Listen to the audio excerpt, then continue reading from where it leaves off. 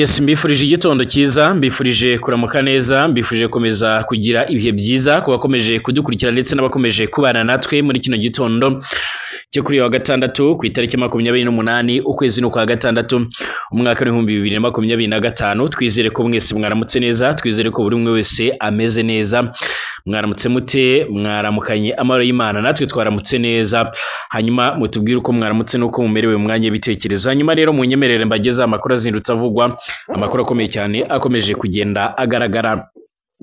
U Rwanda ndetse na Repubulika ya Demokarasi ya Kongo byamaze gushyira umukono ku masezerano nyene, amasezerano y'amahoro yashyizweho umukono rero bigizwemo uruhare na Leta Zunze Ubumwe za Amerika, akaba yanasinyiwe i Washington DC muri Leta Zunze Ubumwe za Amerika. Ku ruhande rw'u Rwanda uwashyizeho umukono ni Minisitiri w'Ububanyi n'Amahanga n'Ubutwererane Ambasaderi Olivier Nduhungirehe.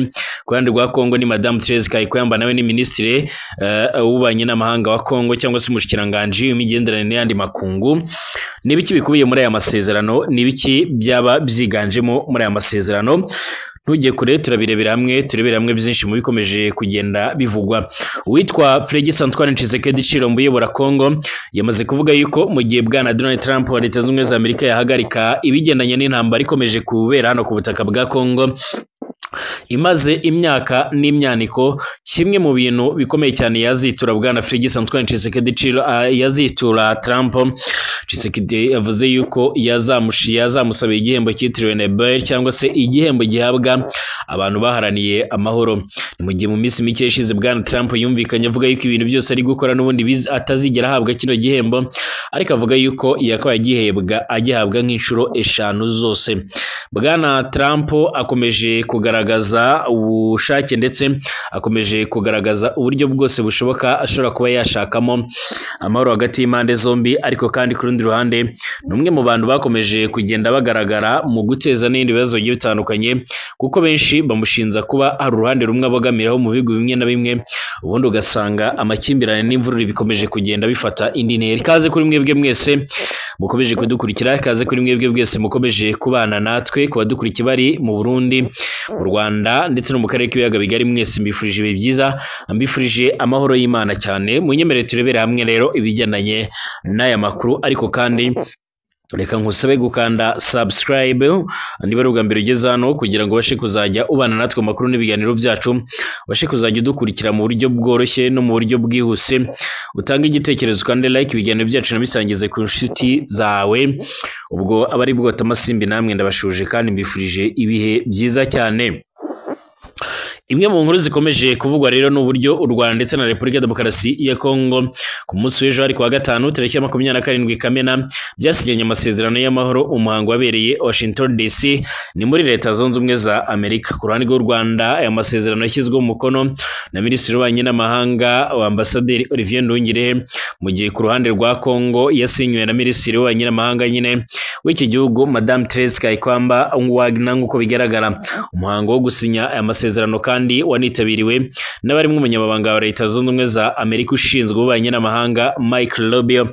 Mbere yuko kandi aya masezerano asinywa, Rubio yashimye impande zagize uruhare ngo aya masezerano abe yasinywa, zirimo kandi umuryango wa Afurika yunze ubumwe, Leta ya Qatar n'umujyanama wa Perezida wa Leta Zunze Ubumwe za Amerika mu bijyanye n'ubufatanye na Afurika Ambassade Blessing. Nk'uko bigaragara yavuze ko kandi Amerika yahisemo kunga u Rwanda na RDC, kuko rero n'ubundi Perezida Donald Trump ari umuntu ushyira imbere ibigendanye n'amahoro n'ituze.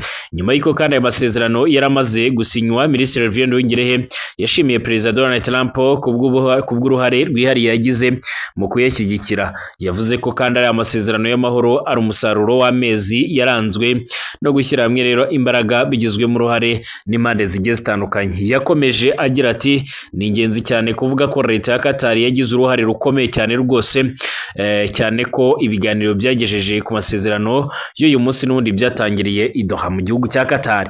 Umukuru wa diplomasi y'u Rwanda kandi yagaragaje ko rero umutima wari amasezerano wubakiye ku mwanzuro wo gushyiraho rero n'ubundi urwego rw'ibijyanye n'umutekano ruhuriweho n'u Rwanda ndetse na RDC. yakomeje agira ati icya mbere kizaherwaho rero nyine no gushyira mu bikorwa rero gahunda yo gusenya FDLR bigakurikirwa no gukora ingamba z'ubwirinzi z'u Rwanda. Yunzemo ati binyuze muri ariya masezerano kandi twiyemeje gufasha muri gahunda yo gucyura impunzi ziri mu bice rero bitandukanye by'ibihugu byacu, hamwe rero by'umwihariko n'ubufasha bugiye butandukanye buhuriweho cyane cyane amashami ya Loni yita ku mpunzi ndetse n'ashinzwe gucyura impunzi. Gushyiraho rero uburyo butanga umutekano ndetse n'agaciro ku mpunzi zitaha ni ingenzi kugera ku mahoro arambye. Bwana Ndongere kandi yanateguje ko inzira iri imbere by'umwihariko ishobora kutazoroha bijyanye no kuba rero hari andi masezerano yagiye asinywa ariko bikarangira adashyizwe mu bikorwa. Icyakora yashimangiye ko u Rwanda rwiteguye gukorana na RDC mu rwego rero rwo gushyira mu bikorwa rero ibyo biyemeje. Minisitiri Madame Kayikwamba wa RDC we yagaragaje ko ari amasezerano atari insinzi ya diplomasi gusa, ko ahubwo by'umwihariko ari insinzi kuri miliyoni z'abanyekongo bamaze igihe rero barabuze amahoro ndetse n'umutekano. Yunzemo ati arerekana iherezo ryari ritegerejwe ryo kwigarurira ubutaka bwa Kongo ritemewe ryahitanye abantu ibihumbi amagana kuva mu ntangiriro z'uyu mwaka honyine. Kinshasa nayo kandi yijeje ko izashyira mu bikorwa ari amasezerano mu rwego rwo kubaka ejo heza abaturage bayo nk'uko bigaragara. Aya masezerano yavuzweho byinshi by'umwihariko, ariko kandi Ambasaderi Olivier Nduhingire ndetse n'abandi bagiye batandukanye bakomeje kugenda bavuga ko hari byinshi byagiye bivugwa mu bitangazamakuru mpuzamahanga, ariko kandi ugasanga ntawe bihuriye n'ukuri. Nk'urugero, African Intelligence, ikinyamakuru cyandikirwa mu Bufaransa, kimaze igihe gitangaza yuko muri aya masezerano u Rwanda rwarakomeje gusabwa kuvana ingabo zarwo ku butaka bwa Repubulika ya Demokarasi ya Kongo. Ibiherutse kugaragara ko atari byo ahubwo ari ibinyoma, ndetse kugeza amagingo aya ngaya bikaba byarashimangiye ndetse bikaba byarerekanye uburyo rero ibintu bikomeje kugenda bifata indi ntera. Amakuru atugera avuga yuko kandi mu bigendanye n'aya masezerano nta hantu havuga yuko u Rwanda rugomba gukora abasirikare muri Kongo, kuko nta musirikare w'u Rwanda n'umwe ubarizwa ku butaka bwa Kongo. Icyakora muri aya masezerano nk'uko Ambasaderi Olivier Nduhingire yabivuze, yashimangiye yuko kimwe mu bigambiriwe cyangwa se kimwe mu bintu bisa n'ibyikijweho cyane ni ugusenya uyu mutwe wa FDLR, hanyuma wamara gusenywa u Rwanda narwo rugakuraho ingamba z'ubwirinzi rwashyizeho ku mipaka, kuko u Rwanda rwashyizeho zino ngamba ruvuga yuko rero ari uburyo bwo kugira ngo rukingire umutekano ndetse n'ubusugire bw'igihugu, nyuma yuko rwavugaga yuko rufite impungenge z'ibikorwa bishobora kuzahungabanya umutekano bikozwe na FDLR nk'uko bikomeje kugenda bigaragara.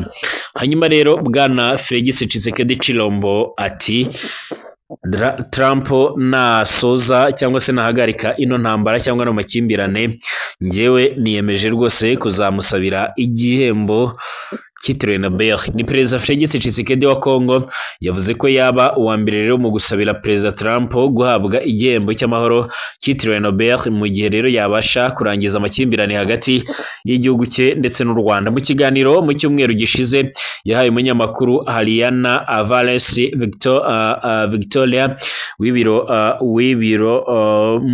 muri White House bya Perezida wa Amerika, kigatangazwa kwa kane. Tshisekedi yavuze ko ubu ubumwe bwa Afurika ari icyuka, ko rero iryo ari isomo yavanye muri iyi ntambara burasirazuba bw'iki gihugu cye. Bwana Tshisekedi yavuze ko yavuze ibi mu gihe by'umwihariko nyine ku munsi w'ejo kwa gatanu i Washington DC aribwo habaye nyine gusinya amasezerano hagati ya Kinshasa ndetse na Kigali, amasezerano by'umwihariko agomba kuzana amahoro hagati y'impande zombi nk'uko bigaragara. Ingingo zirambuye zikubiye muri aya masezerano by'umwihariko ntabwo zizwi, gusa ashingiye ku kumvikana guhagarika imirwano ndetse no gukemura impungenge z'impande zombi ku kibazo kiri mu burasirazuba bwa Repubulika ya Demokarasi ya Kongo. Mu mpera z'icyumweru gishize Bwana Trump kandi yivuze ibigwi ko arimo rero gukora ibintu bikomeye cyane mu kugeza ku mahoro ibice bitandukanye by'isi biri mu ntambara. Anavuga ko agiye guhuza u Rwanda na RDC bigasinya amasezerano y'amahoro nk'uko bigaragara. Kuri aya masezerano kandi yari amaze kwemezwa n'abahagarariye impande zombi. Bwana Trump yagize ati uyu munsi ni umunsi ukomeye cyane kuri Afurika kandi by'umwihariko mukuri ni umunsi ukomeye cyane mu isi, ariko kandi sinzabihemberwa igihembo cy'amahoro cyitiriwe Nobel. Ibi byatumye rero abasesenguzi bamwe bibaza ko rero Trump yaba mu by'ukuri rero yifuza icyo gihembo kugira ngo aboneke nk'umugabo rero ushaka amahoro mu isi, mu gihe hari abavuga ko kandi akora ibintu mu nyungu bwite za Amerika n'ubutegetsi bwe. By'umwihariko umunyamakuru uyu wo muri White House yabajije Perezida Tshisekedi niba yasabira Trump igihembo cy'amahoro cya Nobel naramuka agejeje ku mahoro asesuye muri aya makimbirane y'igihugu cye ndetse n'u Rwanda. Bwana Tshisekedi yasubije ko ashimira uburyo rero Trump iki kibazo rero yakigize icye kandi kirimo rero kugenda neza, aho rero ubu tugeze aho rero twemeranya kuvugana mu masezerano y'amahoro. Yavuze kandi ko ubutegetsi bwa Trump bwashyize imbaraga mu gushaka amahoro ndetse no mu yandi makimbirane mu isi nk'intambara y'Uburusiya ndetse na Ukraine, intambara mu burasirazuba bwo hagati, ati ndetse naho hagati by'umwihariko y'u Rwanda ndetse na RDC byose yarabikoze.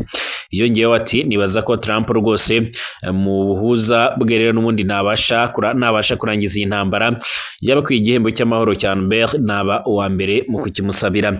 Ubumwe bwa Afurika tuvuga nta buriho. Bwana Tshisekedi yabajijwe icyagenze nabi rero mu buhuza bwa Rwanda n'ubwa Nairobi, asubiza ko ubwo buhuza ntacyo bwagezeho kubera kudashyira hamwe rero n'ubundi kwa Afurika, bikaba rero nyine ngombwa ko Qatar ndetse na Amerika aribyo byihagurukira. Ati ntabwo nshyigikiye rero igisa n'uburyarya dufite hagati yacu nk'Abanyafurika. Turavuga byoroshye ngo rero ibisubizo bya Afurika ku bibazo bya Afurika, ariko kandi iki kibazo tumazemo igihe cyatewe n'u Rwanda cyamfashije n'ubundi kubona neza ko iyo ntero ari icyuka gusa. Dufite ibimenyetso bigaragaza ko rero n'ubundi twashotowe n'u Rwanda, ariko sinigeze mbona ibihugu bya Afurika nibura rero ibihugu byinshi cyane bihaguruka ngo bibyamagane. Ibyo bamwe rero n'ubundi muri bagenzi banjye bambwiraga mu nama z'abakuru b'ibihugu, bambwiraga ko turi twenyine rero n'ubundi ati ntitwashobora kubivugira mu ruhame. Ndashimye Perezida Lorenzo wa Angola wabaye umuhuza mwiza akagerageza uko ashoboye kose, by'umwihariko nanashimira ibihugu bigize SADC, ibihugu bya Tanzania, Malawi ndetse na Afurika y'Epfo byafashe iki kibazo nk'igikomeye kugira ngo tugere aho tugera. Nashimira kandi Uganda, Kenya, Burundi, cyane cyane Burundi bagiye ku ruhande rwacu bifatanya natwe. Birababaje ko rero nisanze ngomba kuvuga ibihugu kuko rero n'ubundi ibindi byinshi bitagize ubutwari nk'ibi. N'ubundi iki nicyo rero kibazo dufite hano muri Afurika. Dufite ubumwe kandi bwo mu magambo gusa, turabivuga gusa, ariko nta bumwe rero. Ni isomo nigiye muri iyi ntambara. Ubumwe rero bwa Afurika tuvuga nta buriho, nta n'ubuhari. Leta y'u Rwanda nk'uko bikomeje kugenda bigaragara ihakana ibyishinzwa na Kinshasa, ivuga ko ubutegetsi bwa Tshisekedi bwananiwe gukemura ikibazo cy'abaturage bayo bamburwa uburenganzira bwabo kugeza bafashe intwaro, kandi ko rero ingabo z'icyo gihugu n'ubundi zikorana n'umutwe wa FDLR urwanya ubutegetsi bw'u Rwanda. Ibyo u Rwanda ruvuga ko rero biteje nkeke umutekano warwo. Abatavuga rumwe rero n'ubutegetsi bwa Tshisekedi babunenga kunanirwa rero n'ubundi gukemura ibibazo by'ibanze, guhitamo inzira y'intambara mu burasirazuba bwa Kongo ndetse no kwitabaza ibindi bihugu ngo birwane intambara muri ako gace, mu gihe kandi igisirikare cy'igihugu kidafite ubushobozi bwo kurwana izo ntambara. Mu gihe kandi uyu munsi bikomeje kugenda bivugwa ko aya masezerano agomba gushyirwaho umukono, benshi bakomeje kwibaza ibizakurikira ndetse nuko bizagenda. Gusa ikibazo gikomeye n'ubundi iki kibazwa nuko rero bizagenda hagati ya Kinshasa by'umwihariko n'uyu muhari wa M23 ubu ngubu ukomeje kugenzura ibice bitandukanye by'imijyi ya Bukavu ndetse na Goma mu ntara za Kivu y'Amajyaruguru ndetse n'iy'Amajyepfo. Nk'uko bigaragara, amakuru avuga ko ikibazo cya M23 ndetse na Kinshasa by'umwihariko kigomba kuzakemurwa n'ibiganiro by'impande zombi byaduha muri Qatar. Ibi biganiro uburyo byabaye rero bisubitswe mu gihe abari bahagarariye impande zombi bahawe inyandiko z'ibanze z'amasezerano nyine y'amahoro kugira ngo bajye kuyigaho cyangwa se no kuyaganiraho bamenye niba yakubiyemo koko bashobora kubyubahiriza. Mbashimire mukomeze kudukurikira, ariko kandi reka nkubwire yuko rwose ari ingenzi kubana natwe ndetse ukanakanda subscribe hano kuri Burundi News TV kugira ngo bashe kuzajya dukurikira ndetse bashe kuzajya unabana natwe mu makuru n'ibiganiro byacu. Tugaruke mu kanya turebera hamwe ibindi bikomeje kugenda bivugwa.